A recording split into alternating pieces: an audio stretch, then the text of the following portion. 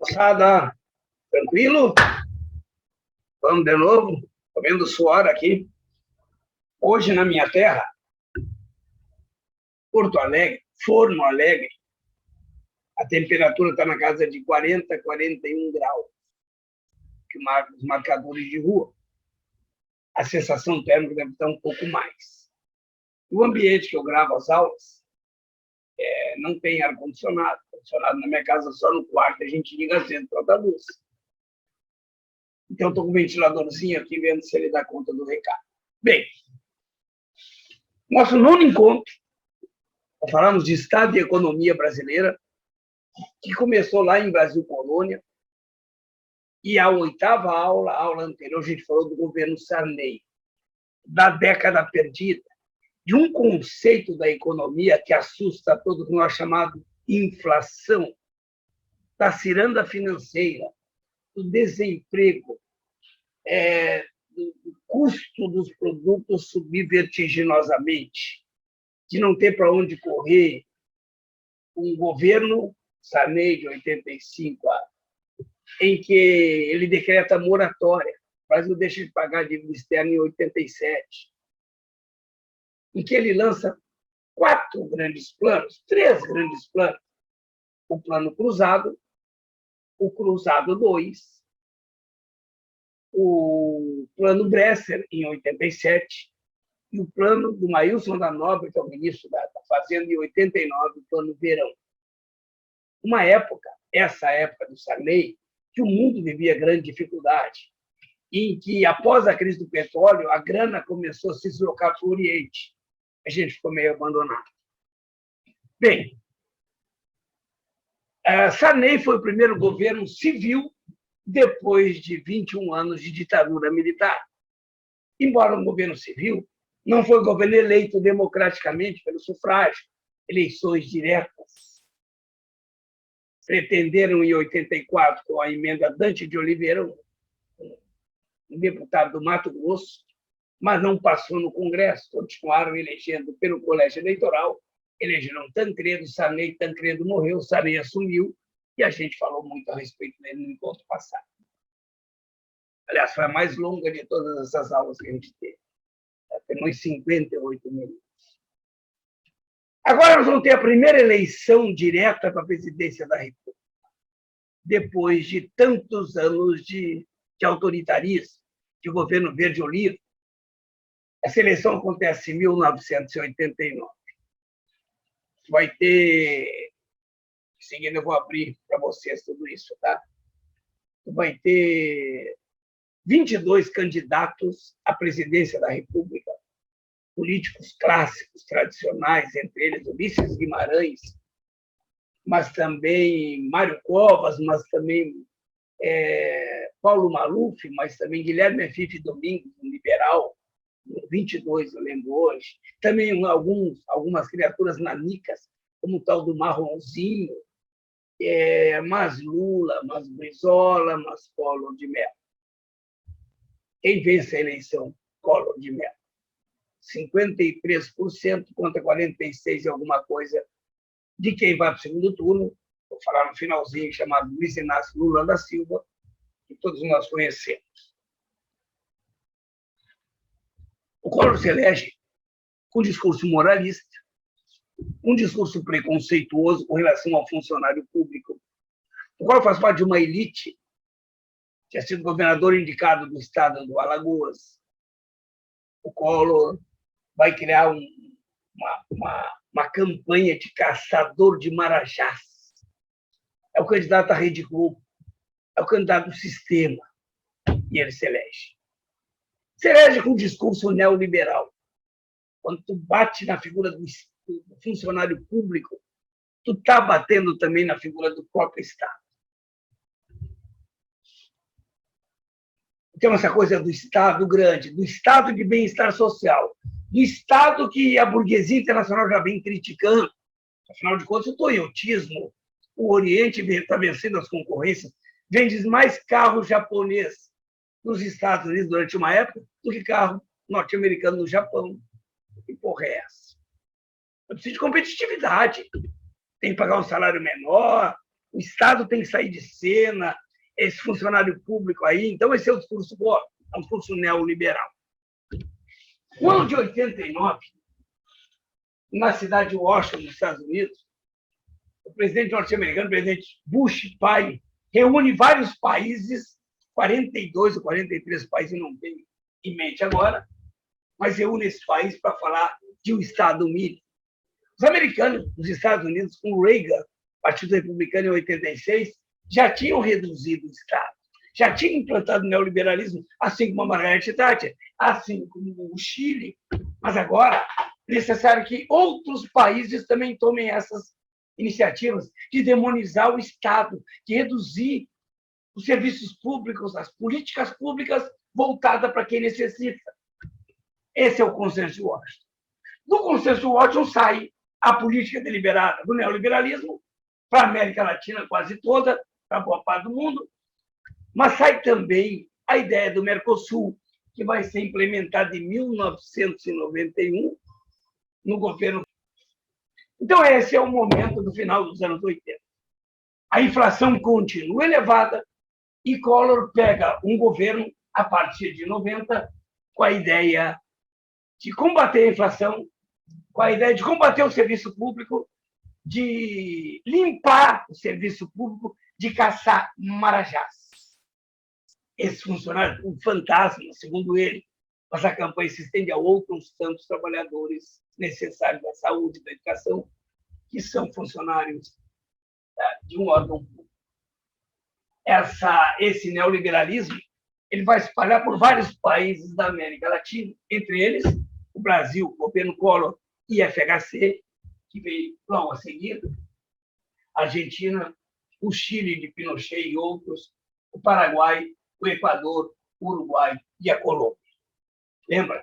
O neoliberalismo é a política econômica do mundo globalizado que visa reduzir o Estado mínimo e deixar que a economia, com as suas leis próprias, entre elas oferta e procura, regulem tudo isso. Isso é tudo no discurso, tá? Na prática, a coisa não funciona muito assim. Eles estão se apropriando do Estado para eles, os empresários, os banqueiros, o sistema financeiro, para as grandes corporações, para os políticos safados que estão em conluio com esses setores da economia. Bom, o Brasil, de 89 a 90, que é quando o Collor assume, tem um desemprego absurdo, absurdo, absurdo. É uma grande recessão. O Brasil está começando a vender as estatais a preços insignificantes. Collor de Mello vai organizar essas vendas, que serão concretizadas, na sua maioria, no governo também neoliberal do senhor FHC, a partir de 95. O Brasil tem um PIB reduzido em 89 para 453 bilhões de dólares. Em 90, 433 bilhões de dólares, reduziu. Desmonte da infraestrutura. O Estado brasileiro está proibido, por acordos internacionais, que a nossa elite vai cumprir, de investir em energia, investir em telecomunicações, investir em transporte, investir nesses que hoje são os gargalos da economia brasileira. E olha a loucura da inflação, velho. A inflação em 92, o ano do impeachment do Collor, era de 1.109%.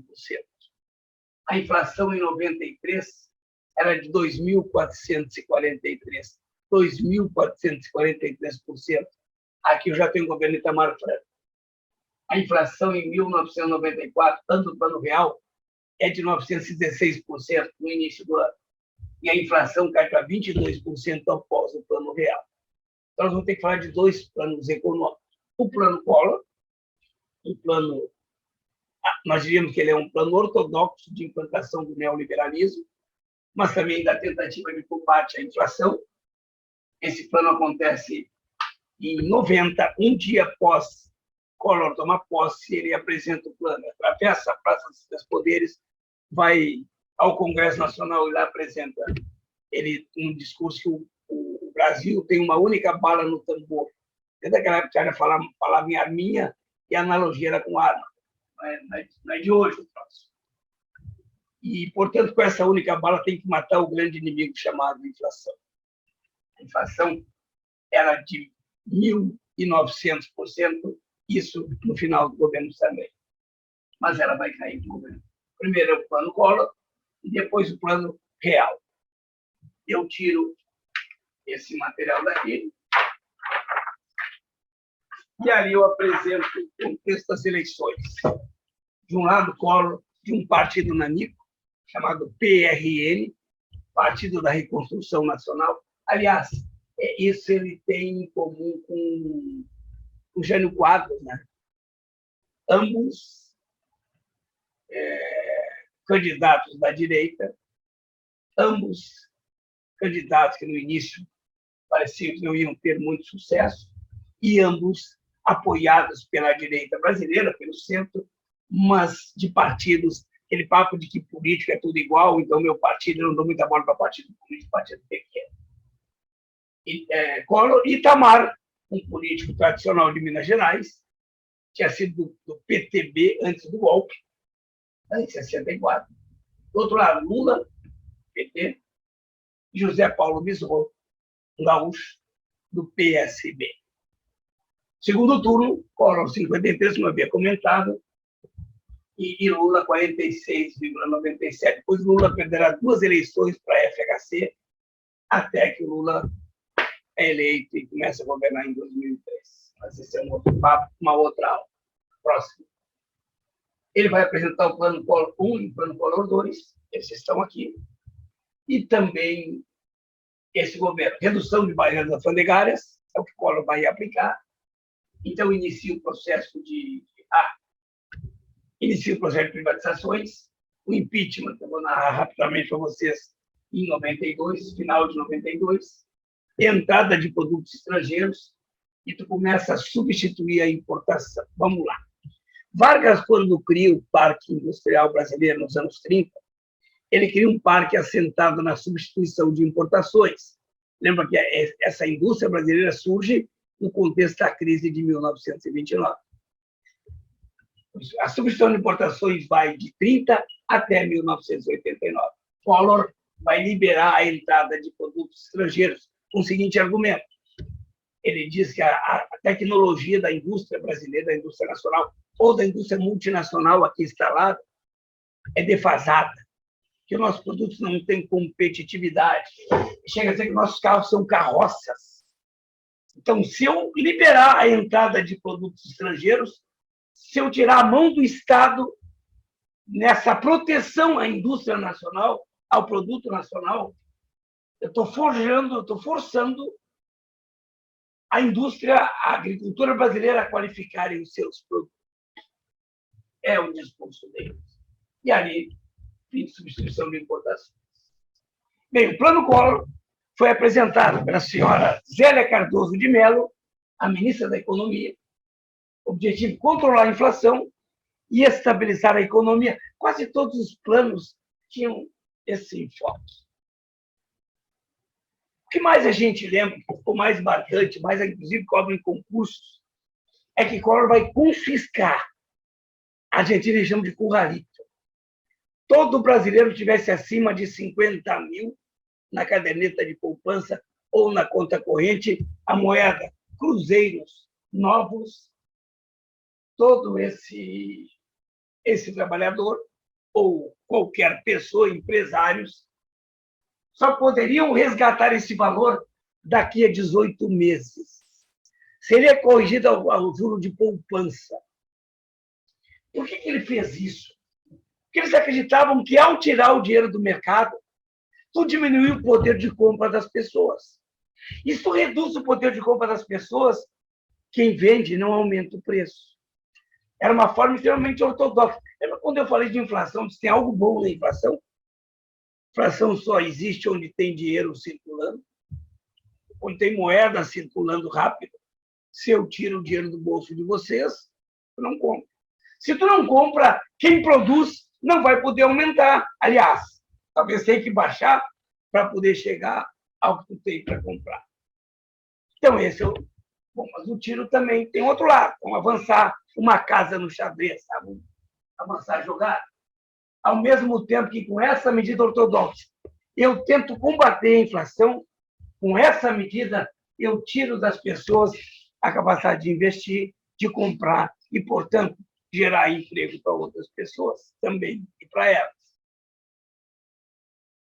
Há muitos casos, livros escritos sobre a falência de famílias inteiras, de empresas nesse contexto. Imagina que tu é um pequeno empresário, 70% dos empregos gerados no Brasil nessa época e hoje são gerados pela pequena e média empresa, a empresa da esquina, padaria da esquina, laboratório de análises clínicas, o consultório médico, a escola, esses empregos gerados.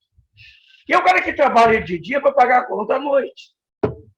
É o cara que guarda o dinheirinho na poupança, em alguma aplicação, para que quando chegar final do mês ele possa pagar o seu funcionário, o imposto, a luz, ou a prestação da máquina que ele vai comprar ou está comprando. Pois quando eu tirei dinheiro, muitas empresas foram à falência. Parece que não pensaram e amanhã e depois. Pensaram só no imediato. Concretamente, confisco de valores que excedem 50 mil. Da cadeia de poupança na conta corrente. Só depois de 8 meses para buscar ele. Segundo, congelamento, de novo, congelamento de preços salários. Ajuste e como é que tu ia calcular o valor? Há uma inflação estimada, esperada pelos órgãos do governo. Então, essa inflação, que deve acontecer no mês que vem, será o reajuste. É como se a inflação que o governo espera, não a inflação real, fosse responsável pela indexação desses preços e salários. A tabela do governo. Então, congelamento de preço houve. Eliminação de vários tipos de incentivos fiscais para importação e exportação. O Estado está dizendo, isso é coisa de vocês, da iniciativa privada, do capital privado, das empresas, e não do Estado. O Estado não tem que se meter às negociatas de vocês. Liberação do câmbio e várias medidas permitindo gradual abertura da economia brasileira. Liberar o câmbio é não ter uma taxa fixa. O governo brasileiro faz isso no Plano Collor em 90 e depois fará em 1999 o governo FHC, Pedro Malan, quando a banda cambial fica flutuante. Extinção de vários institutos governamentais e a intenção de demitir 360 mil funcionários públicos. A coisa de demonizar a empresa pública, demonizar o funcionário público, demonizar a coisa pública, tudo tem que ser privado. É bem a carinha deles. Eu era operário metalúrgico no final dos anos 70, início dos anos 80. E a empresa que eu trabalhava, se o operário não faltasse, chegasse no horário, cumprisse o prazo, a produção, eles davam um presente no fim do mês. Esse presente podia ser 2 cobertores, podia ser um rancho, podia ser, enfim, uma panela de pressão, eles davam um presente. Minha mãe ficava feliz que eu trazia um presente para casa. E a sacola desse presente estava escrito Sistema S, CS, Senai e tal, e dizia assim, a empresa privada faz mais. A empresa privada faz mais. Eu fico pensando em tempo de pandemia, se é a empresa privada que me vacinou. Eu fico pensando em tempos de doenças, todos nós temos na família, podemos ter, quem é que faz o transplante do rim do senhor que precisa? É o Estado ou é a empresa privada? Eu fico pensando naquele jovem que não tem dinheiro para pagar uma escola, quem é que vai alfabetizá-lo? É o Estado ou a iniciativa privada? Eu fico pensando também quando alguém fica num acidente de trânsito, numa rodovia do país, e vem a SAMU nos socorrer. SAMU é SUS, SAMU não é Unimed, não é Bradesco Saúde, não é Golden Cross, não é, meu bem. SAMU é tudo. Eu fico pensando na água, que muitas vezes é subsidiada. Se não fosse, eu fico pensando em tudo isso, no recolhimento do lixo. É isso. A empresa privada tem coisas que só o Estado. Mas essa é uma época de jogar tudo fora. Estamos pensando em demitir funcionário. Depois demitirão, efetivamente. E substituição da moeda corrente. Então, tem uma troca monetária, né? o Cruzado Novo pelo Cruzeiro. Então, era NCR Cifrão, NCR Cifrão, CR Cifrão, R$1. Cada R$1 de Cruzeiro Novo, de Cruzado Novo, desculpem, era Cruzado Novo, vai virar um Cruzeiro. Só isso, a troca da moeda. O Caçador de Marajás e nosso carro são carros. A vida desse senhor, de cabelo muito bem penteado, muito bem nascido, família aristocrática de Alagoas. Esse governador indicado tinha uns casos de polícia meio sendo investigado, assim, lei boizada. Mas a família era uma família complicadinha. Tinha uma cunhada, que diziam ser muito bonita, chamada Maria Tereza, casada com o irmão dele. O irmão dele era o Pedro Collor. E o Pedro Collor, numa dessas brigas familiares, que todas as famílias têm, mas a dele transbordou, deu uma entrevista para a revista Veja, falando de algumas falcatruas do irmão. Do que acusaram o Collor? Crime de responsabilidade. Sabe que a República, a coisa deve ser pública. E também o Collor deixou de servir aos seus criadores, tá bom? O Collor, ele incentiva, e sabe lá se não participa, de uma empresa no Paraná de comunicação que vai concorrer com a Globo. Foi o único ano que a Globo, até aquela ocasião, não transmitiu a Libertadores da América.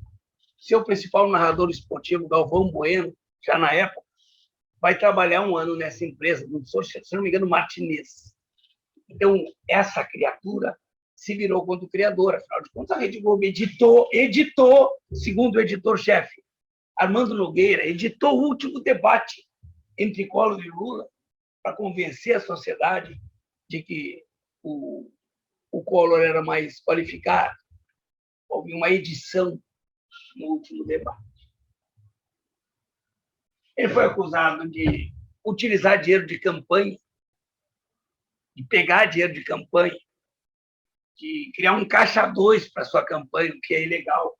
Ele e seu fiel escudeiro, tesoureiro da campanha, chamado PC Farias, professor com bigode baixo, uma careca bem grande, depois foi assassinado por uma amante, dizem, em Bangkok, na Tailândia. Ele andava subindo. Sociedade ilegal do PC Farias. Transações financeiras sem ilegalidade, lavagem de dinheiro, inclusive dinheiro da campanha, que vamos chamar de divisas ilegais, ou para algumas contas no Uruguai. Mandaram dinheiro daqui para fora. Dinheiro que não tinha lisura.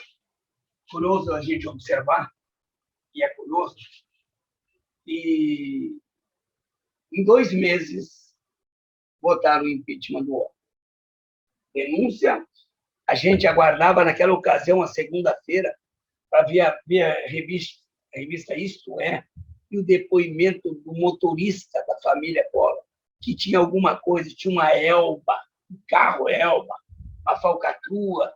Então, hoje, a instantaneidade das coisas, né? A gente esperava a revista Veja, a revista Isto É, o jornal impresso, para saber das novidades. Não tinha autor. Qual é a capa da Veja dessa semana? Aí o Collor, com esse negócio da possível impeachment, convoca os brasileiros para vestir verde e amarelo e sair às ruas. Verde e amarelo. As pessoas colocaram preto, saem de preto. E os jovens, liderados pela UNE, mais do que vestir preto, eles pintam o rosto e saem cantando Sem Lenço, Sem Documento, do Caetano, Sociedade Alternativa do Raul Seixas, e cria-se um movimento social chamado Caras Pintadas, jovens liderados. O Lindenberg Farias depois virou senador, deputado federal, o próprio PT surge nesse movimento dos Caras Pintadas. Então, a ideia do presidente era chamar pessoas, a sociedade, para apoiá-lo. Mais uma vez, o verde e amarelo na mão de alguns aí. O impeachment começa no dia 29 de setembro de 92, na Câmara. E 2 meses depois, no Senado, dia 29 de dezembro, no mesmo ano, 2 meses, quando eles estão votando, é necessário 2/3 dos votos do Senado. O processo parecido que aconteceu com a presidenta Dilma, vai o presidente do Supremo ordenar o processo todo. A Dilma foi por outras razões, né? Foi isso aqui, deixa bem claro. E o Collor está ligado no relógio. Quando a votação está acontecendo e ele vê que fatalmente ele vai ser impeachmentado, ele renuncia. Ele entrega numa corte um documento de renúncia antes de terminar a votação, para não perder direitos políticos. Claro que o Senado não aceitou, porque disseram que eram coisas distintas, que essa carta que ele entregou não teria como interferir no processo que estava acontecendo. E ele renunciou. A renúncia dele assume Itamar Franco, que vai governar de dezembro de 92, desde o dia 29. Então, teve um réveillon meio diferente esse senhor, cara de 60 e poucos anos, de Juiz de Fora, em Minas Gerais, um político clássico, sem a veia neoliberal do Collor, embora, né, está nessa chapa, está nessa, até 1º de janeiro de 95, quando assume Fernando Henrique Cardoso. A grande obra desse homem não é o Fusca, que ele pede para a Volkswagen fabricar, e a Volkswagen volta a fabricar o Fusca. Que louco, velho. Um dizia, nossos carros são carroças, e o outro diz, eu sinto saudade de um Fuquinha. E ele fabrica o Fuca em 95, tanto o nome do Fuca Itamar, só que eu vou chamar o Fuca Itamar, que era o presidente da época. Ele era um bom vivan, gostava de carnaval, gostava de festa, era um solteirão. É até uma imagem de uma modelo que compromete o presidente. Ele está no camarote da Marquesa de Sapucaí, vou mostrar para vocês aqui. Está no camarote da Marquesa de Sapucaí e vem a Miriam Ramos, o nome dessa modelo. Só que ela está sem calcinha. A saia justa, assim. Saia curtinha. Aí os caras focam de baixo para cima e aparece a genitália da moça, ao lado do presidente. Graciano, presidente, sociedade cuida dos outros, moral meio provisória. Então, qual era o objetivo? Bem, o Plano Real foi o mais bem sucedido, o plano de estabilização da moeda, de valorização da moeda de combate à inflação. Ele passa pela construção de alguns ministros da Fazenda. Quais são os ministros da Fazenda do governo Itamar? Primeiro, Gustavo Krause, depois o Paulo Haddad, Eliseu Rezende. Em maio de 93, FHC assume. Ciro Gomes andou participando da elaboração desse plano também, tá? Mas isso é um outro detalhe. E esse plano passa por 3 fases. A fase do ajuste fiscal, que não pode gastar mais do que tu ganha. A fase da desindexação da URV, Unidade Real de Valor, criação do real, seguido. Então, eu vou desindexar a moeda com a inflação, os preços da inflação. Eu não posso ficar refém da inflação. Vai criar o URV, que depois vai ser a moeda chamada real, que é até hoje. E a âncora nominal? Como é que eu vou fazer com a taxa cambial? Objetivo: combater a inflação, resgatar a confiança de investidores, contenção de gastos públicos e a responsabilidade fiscal. Não pode gastar 110% em folha de pagamento. Tu não pode isentar de impostos sem critério. Tu tem que cobrar os impostos que te devem e pagar o que tu deve. Responsabilidade fiscal, com fisco. Beleza? Fernando Henrique Cardoso, que era ministro da Defesa, assume ministro da Fazenda e vai apresentar para a sociedade, em fevereiro de 94, o Plano Real. A moeda será criada ao longo do ano. Eu apresento agora para os amigos.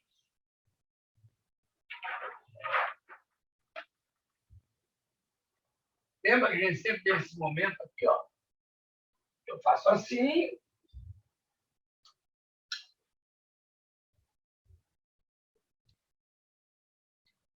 A gente perde uns poucos segundinhos, né? Então, vamos ver que plano é esse que livra o Brasil de uma inflação absurda, tanto que no ano de 95, o Brasil vai ter uma taxa de inflação que cai do início de 94, de 960%, para 22% em 95. Tanto que, apesar de tudo que conseguem fazer de errado, a inflação brasileira, apesar de alta, é na casa de 10,6% no governo desse senhor que aí está. Então, o plano real. Ajuste fiscal. Como é que eu vou fazer essa coisa da cobrança, da responsabilidade com o fisco? Limitação de emissão de moedas. Aprendemos que emitir moedas é inflacionar. Quanto mais dinheiro circulando, maior a possibilidade das pessoas gastarem, mais o preço do produto vai aumentar. Renegociação da dívida dos estados com a União. Vamos zerar isso aqui, vamos reparcelar, é como se fosse um pacto federativo. Impostos, imposição de controle e gastos nas contas das unidades federadas. Então, tu vai ter um percentual de pagamento de pessoal, tu não pode ultrapassar. Como é que eu faço para desindexar? Para não deixar o valor da moeda ou das taxas ou dos produtos vinculados à tal de inflação. Para esse valor, não teria um reajuste diário baseado na inflação. Eu estou desvinculando da inflação o meu cotidiano. A desindexação da inflação é uma das causas da hiperinflação, segundo eles, indexar ao dólar, a moeda norte-americana, que é uma moeda forte e mais estável. Como é que eu faço também para criar essa possibilidade do câmbio, da taxa cambial não oscilar? Mecanismo financeiro de política econômica, âncora nominal do plano real. Quando vai em âncora nominal, está falando de taxa cambial, tá? Mecanismo financeiro de política econômica, a qual o governo fixa a taxa de câmbio. Então, a taxa de câmbio vai ser fixada. Ela não está livre como estava no plano Collor e como será em 99 com o Pedro Malan, o governo da FHC. O governo protege a economia, também analisar os produtos como um todo. Foi assim.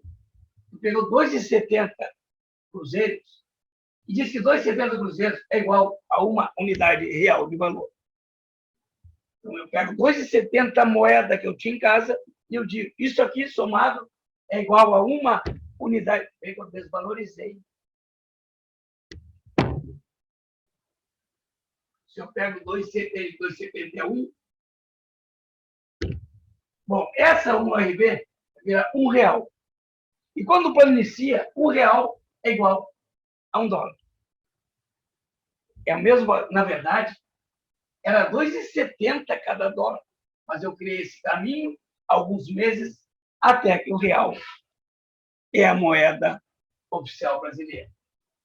Moeda paralela, o RB, controle de inflação. É a tentativa deles. Transição entre cruzeiro real e o real. Então, agora, a moeda passa a ser o real. O que deu errado no plano real? Taxas de juros elevadas, com medo do consumo. Então, essas taxas de juros elevadas, elas acabam impedindo a compra. O desemprego foi muito grande. A gente tem que procurar desassociar que a moeda estável, que a economia confiável, que a inflação sob controle, não significa que a gente está fazendo uma redistribuição de renda. Plano real não fez isso. É um plano de uma ótica de racionalidade, no sentido de estabilizar a moeda, da moeda se tornar confiável, comprar e vender lá de fora, inclusive. Tu sabe o quanto vale o teu dinheiro, daqui a um mês consegue te planejar, o desemprego, a taxa de juros, o número de famintos. O Brasil continuou convivendo com isso. Esse senhor, chamado Fernando Henrique Cardoso, que apresenta para o mundo o Plano Real, depois de ter sido gestado, inclusive, com a mão do próprio Ciro Gomes, quando ele apresenta para o mundo tudo isso, ele ganha uma certa notoriedade, ele ganha uma certa confiança, a sociedade, a inflação está controlada, ele vai ser o principal candidato desse governo nas eleições que o colocam no poder em 1995. Mas isso é a próxima aula. Falamos de um governo neoliberal, falamos da implantação do neoliberalismo no Brasil, de um governo que inicia com o Collor, e seu plano deu certo por algumas horas, não foi adiante, nem o Collor 2, o planinho pequenininho, já não tinha mais eficácia, tinha uma inflação que sobe absurdamente ainda, o impeachment, primeiro impeachment de um presidente brasileiro, em 92, final de 92, e seu sucessor, o vice, mais uma vez, o vice depois de Sarney, o vice agora que termina o mandato, é o Itamar Franco, que apresenta o Plano Real, esse sim consegue estabilizar e combater. O Brasil vai continuar implantando o neoliberalismo, no governo de FHC são 2 mandatos, o Brasil agora vai começar a privatizar efetivamente suas empresas, mas aí o papel, tá bom? Valeu, moçada, concluímos a nossa 9ª aula de Estado e Economia. Beijo em todos. Valeu!